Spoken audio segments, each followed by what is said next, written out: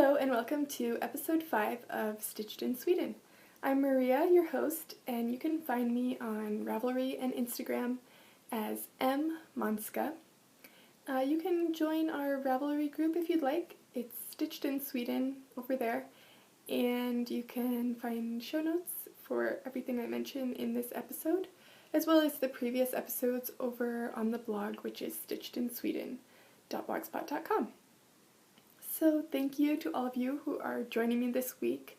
Thank you to those of you who have subscribed on YouTube, followed me on Instagram, left comments, sent me messages. It's really nice to hear from you. So this week I'm going to talk to you a little bit about what I've been working on, a finished object, and a new pattern available. And I'll start out with telling you what I'm wearing this week. This is my Alicia Beth cardigan. I knit this out of Malabrigo sock in the Impressionist blue colorway. And this cardigan has this it's a mock cable with an eyelet detail on the front panel here, and then down the fronts here, as well as on the upper part of the back. And I knit this in September of 2013, I think. So, yeah.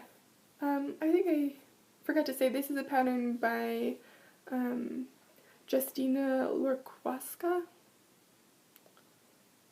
It's linked in the show notes, and you can find it on Ravelry. It's called Alicia Beth. So, it's a nice lightweight cardigan. I find that I wear it a lot during the spring and in the fall when it's kind of changing seasons, because you can put it on over a t-shirt and it's about as warm, slightly warmer than a long sleeve shirt, so it's a nice layer. The other thing that I'm wearing this week is, you can't see because I'm using it as a blanket.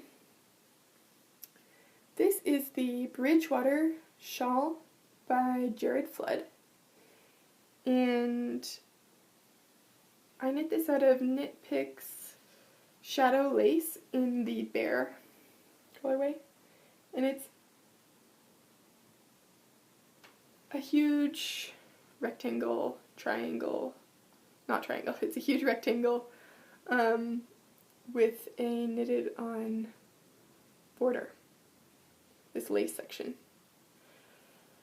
So I use this a lot as a blanket when I'm in the house, and if it's really cold, I fold it in half like a triangle and I wrap it around like this, because it is just really squishy, nice and squishy with the garter stitch, and it keeps you really warm. So today it's quite windy outside, which means that it gets pretty cold in our apartment.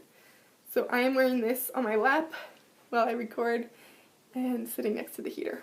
So feeling pretty toasty right now, which is good. So this week in Stockholm, I went to my knitting group, which happens about every 3 weeks. It's called the Stockholm Night Knitters, and we meet in a little cafe near the city center. And there's a couple of regulars who go, and then there's also a lot of times new people who come. And we just sit at a long table and knit for a couple of hours. Show our projects and things that we're working on. So that was fun this week, and I'm actually planning on going to Western Stockholm, to Värmland, this weekend with 3 of them for a sheep festival that's going on there that one of them told me about. So I'm looking forward to that because I am excited to see some more local sheep and see what their wool is like, and yeah, just see a different part of the country. So I will definitely let you know about that in the next episode. Another thing this week that I got was 2 lovely surprise packages from my parents and from my sister. So I wasn't expecting them at all, actually. These were little Valentine's packages that were really sweet, and I thought I would just show you one thing from each of them, which is kind of knitting related. So first, from my parents, I got these stitch markers from Little Skein in the Big Wool. This is the little tin it comes in. And there are some of these little loops, the little green bead on them, which have been really nice to use this week. And it also came with a little teapot stitch marker, which I'll show you because I am using it on one of my projects, so I'll try to remember to show you that in a couple of minutes. But this is her card, Little Skein in the Big Wool. And she has an Etsy shop, and it is linked in the show notes if you're interested in checking it out. So another thing that I got was from my sister. This is the Tokyo Milk Shea Butter Lotion, and she gave it to me in the Gin and Rosewater scent, which I really love. Actually, for Christmas, she gave me a candle with this same scent, and it's just such a nice, light smell, not too perfumey, not fake smelling, so I really like it. And this week I've been using it when I'm knitting because my hands get kind of dry, because it's winter, but also, like right here, my hand there, my thumb tends to get pretty dry from holding yarn, and I don't know, sometimes it gets little, like, dry parts that like to stick onto yarn and sometimes snag it, so I try to keep my hands nice and moisturized, and this lotion is really nice because you can put it on and you could start knitting directly. It doesn't leave any sort of waxy or greasy, oily kind of feeling. It just leaves a really fresh, like soft, really soft, nice feeling on your skin. But it doesn't feel like it's going to stick to your yarn at all. So you can touch yarn right away, knit, no drag or anything. So I really like it for that because I can put on lotion and knit right away. But yeah, so those were some really nice little packages from my family, and quite a surprise. So now I'll show you a little bit of what I've been working on this week. I am still knitting on my Fish Lips Kiss Heel sock. This yarn is from Fondant Fiber. It's her superwash merino and nylon base in the Riff Raff colorway. It's a nice purple, different tones of purple with some pops of turquoise in there as well. And last week I had just finished doing the heel, and now I've knit a bit more on the foot, and I've started decreasing for the toe. So I'll probably get that finished up tonight or tomorrow. And I'm knitting these on my US 0, which I think is a 2 or 2.25 millimeter needles, which are my Haya fixed circulars, my Haya sharps. And these are my favorite needles for knitting socks. I use a 40-inch cable sometimes, most of the time, but I also have some 32-inch cables that work well for doing magic loop. Yeah. But like I mentioned last time, I am knitting this with some shaping in the leg, So I started with casting on, I think 68 stitches or 72, can't remember. I hope I wrote it down. And then doing decreases at each of these markers that you can see to get all the way down to 58 stitches for the heel and my foot. So this just gives it a bit more of a tapered leg, which works well with my actual leg because my calves are larger and my leg is not straight up and down. So yeah, this just is fitting really well. I tried it on last night when I was about to start the toe decreases, and I'm really pleased with how it is fitting. So looking forward to getting that first one finished and starting the second one. So another project I've been working on this week is the canopy shawl by Melody of Mandarins and the Bee Mandarins. She has a blog and a podcast, and she sells patterns as well. And you could follow her on Instagram. She always has really inspiring pictures.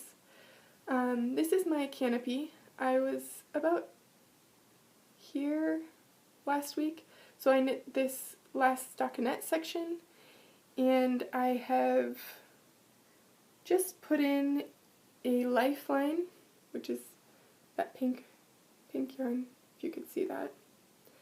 I just put in a lifeline because I have just snipped the main yarn to begin the applied border, or the applied edge. So I did like one repeat of the applied edge last night, but I was watching a movie and I wasn't concentrated enough. I think it will be easy once I do a couple, but I think I want to pay attention for the first one. I'm a little bit worried about running out of yarn. This yarn that I'm using is Knitted Wit in the Victory sock, which is it is a sock weight, and it's 400 meters.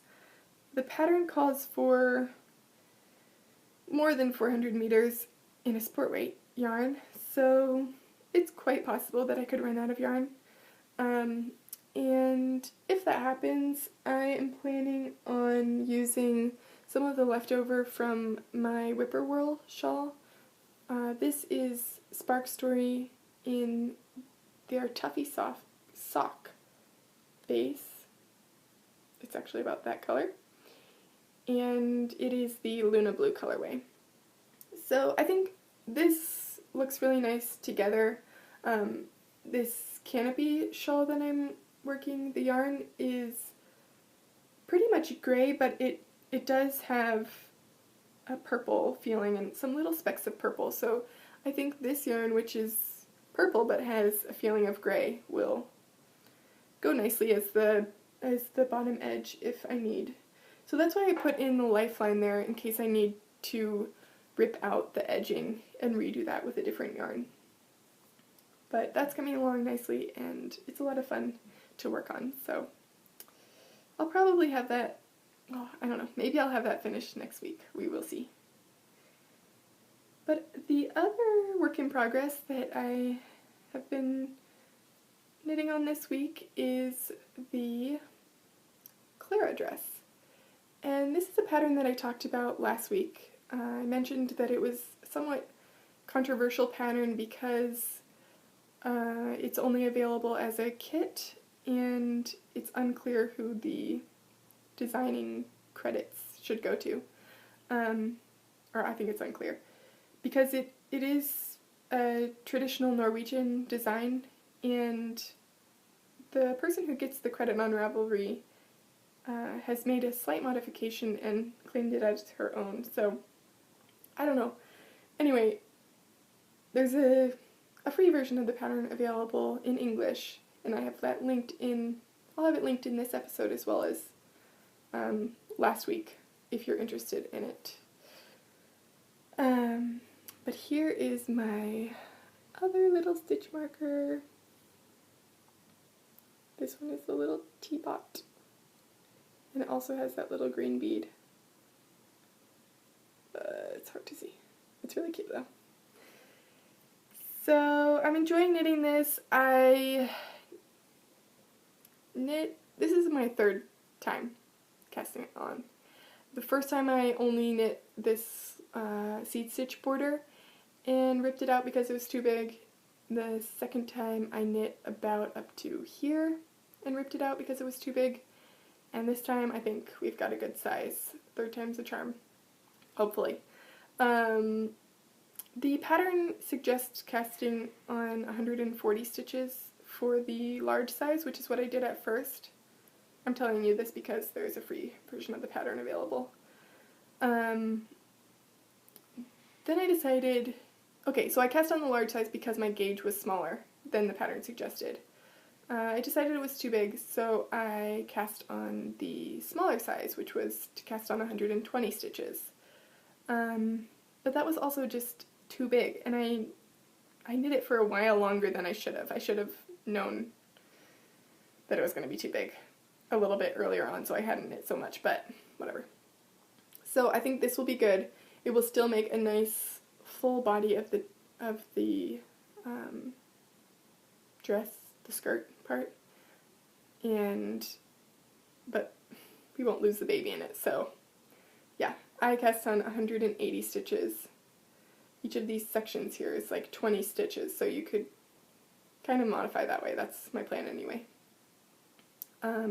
Another slight modification that I made, I don't know if this is a mistake in the pattern or if it's just how it's written. I've seen this on other people's projects, that their line of eyelets here that go between these stockinette panels don't line up with the points from this lower section. And if you follow the pattern, they won't line up. They will come up like one row of stitches to the side of this point. And I wanted it to be right above the point because if you have a nice point like that, I think it should lead right into it.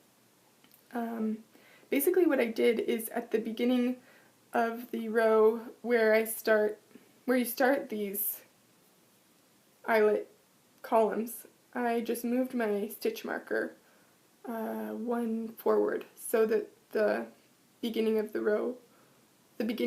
round was one stitch farther than it was before, and that lined up the eyelet. So you can kind of see when you're knitting in the first round, it's like, this isn't going to line up, and I just adjusted. So I'm glad that that was an easy fix, and I think it looks good when it's lined up like that. So I'm knitting that out of this yarn, which is Yaku 416. It's 100% merino wool, and it's from Denmark. I really like this yarn, and this is also what I used to knit this baby cardigan, but I used a different color. This is my finished object, obviously, which is quite exciting because it's exciting for a couple reasons. First of all, it will be going to a brand new baby who is arriving very shortly, in 2 days or so. But also it's exciting because it is my first design, which is available on Ravelry now. So if you are interested in knitting it, there's 3 different sizes. This is the newborn size. There's also a 3 to 6 month and a 6 to 12 month size that I have written up there.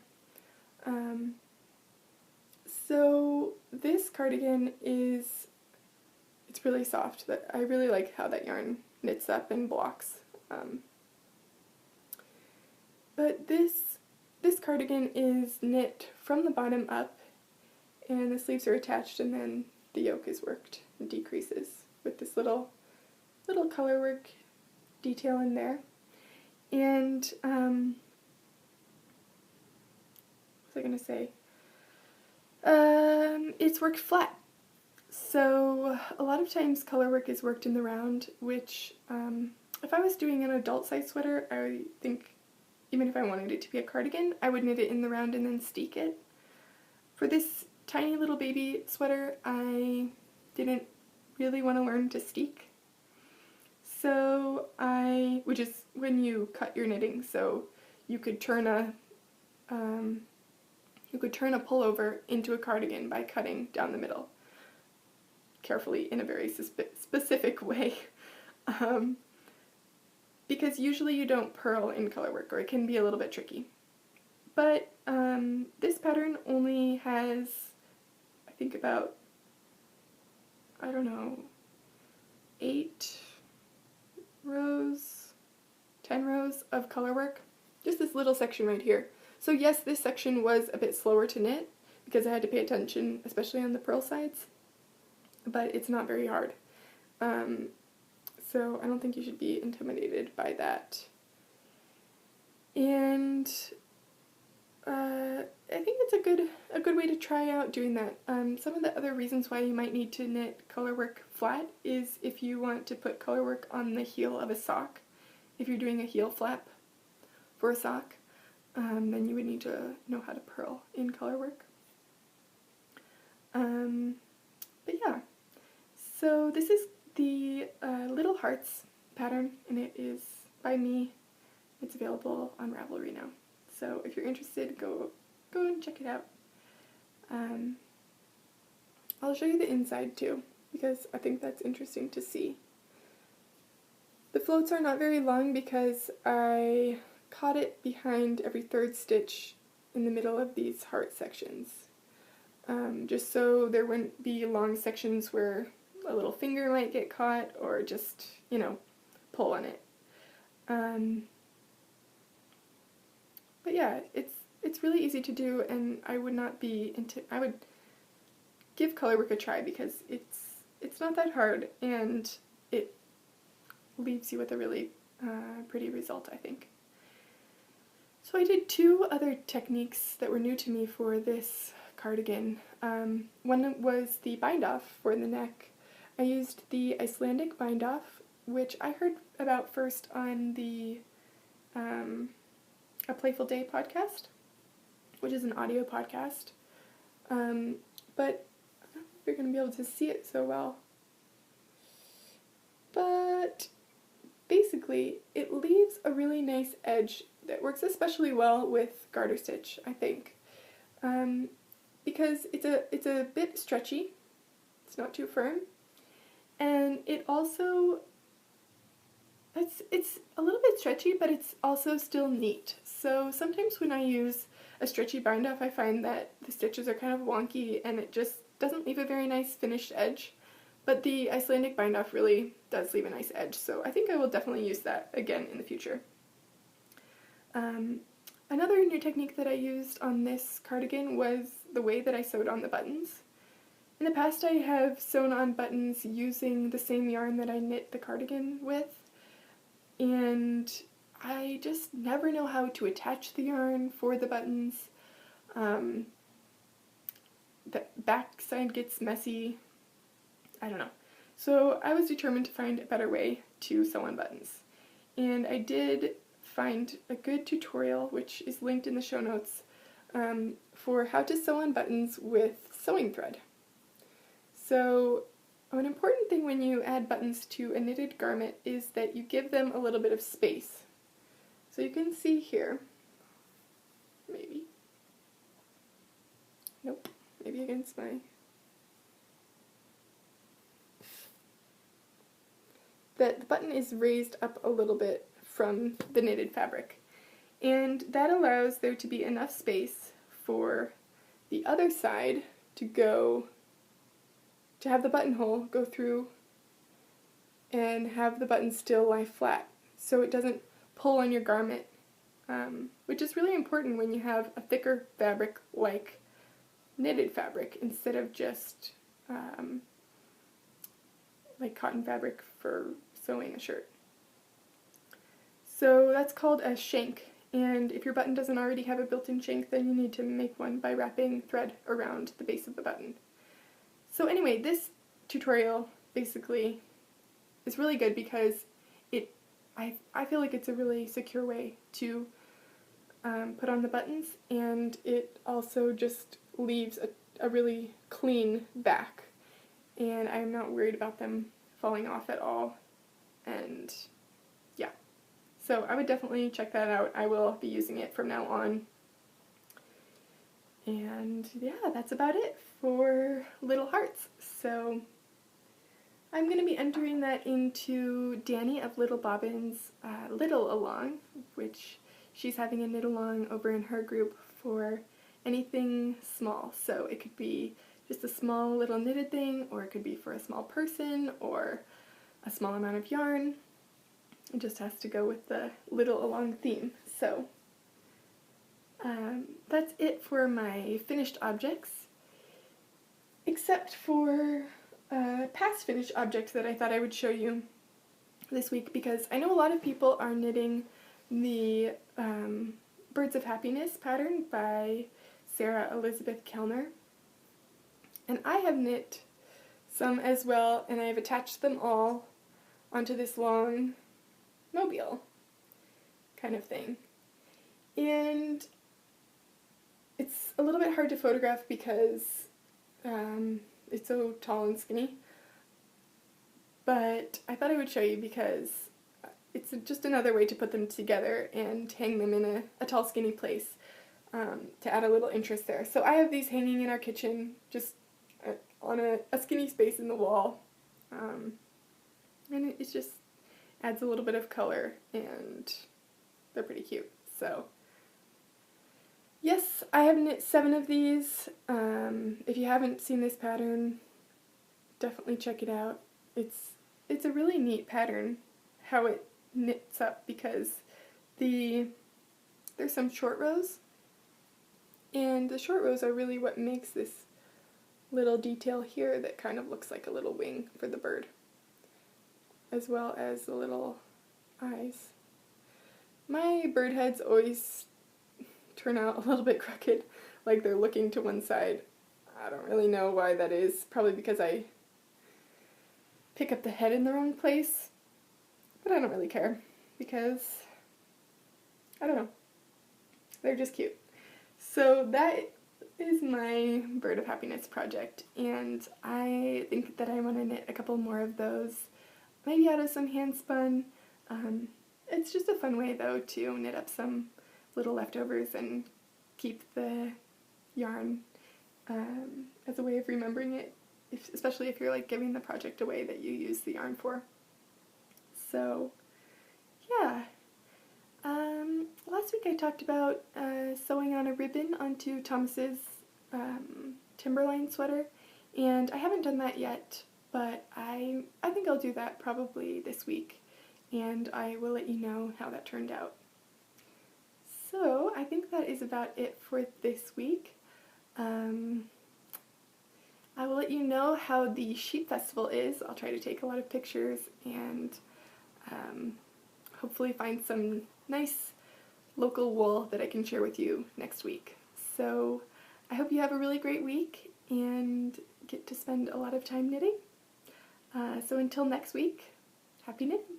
Bye.